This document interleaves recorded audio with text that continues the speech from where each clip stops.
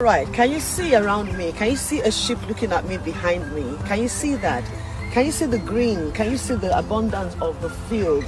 Grass in abundance. This morning as I took my walk, I decided that I won't just do the normal walk. I'm going to take in a lot of the things going on in my environment. And this sheep, there's a little lake over there.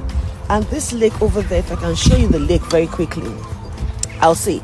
This lake over there, can you see the lake? It's just right there. I don't know if you could see it, but there's a lake right there, okay?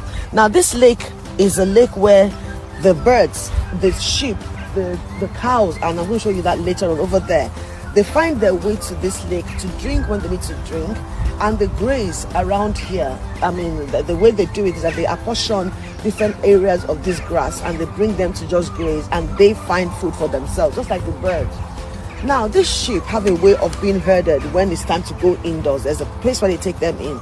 And when the shepherd calls them, they just take heed and they all file to the shepherd and go back into their home, or whatever they call it, their habitation, or their cage, or whatever it is. Stable, whatever you want to call it. Stable is for horses, right? Whatever they call it for sheep and goats and cows. But the point for me this morning is the beauty of God's provision. Is the fact that these sheep do not have to ask.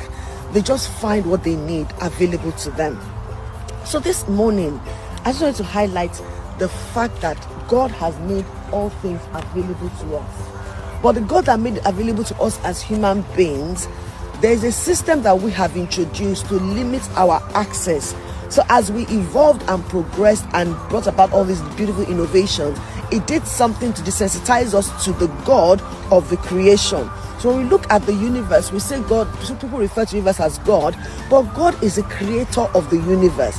And the universe is a system that has its principles that we have tampered with, or we have evolved it, or we have come to see the things in it and made something out of what the universe had in it, which is not a problem.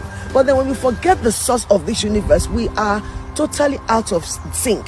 Because we begin to trust in our own understanding, we begin to trust in our own ways. We don't rely again on the source of that information. Because when you rely on the source, he's the river that never runs dry.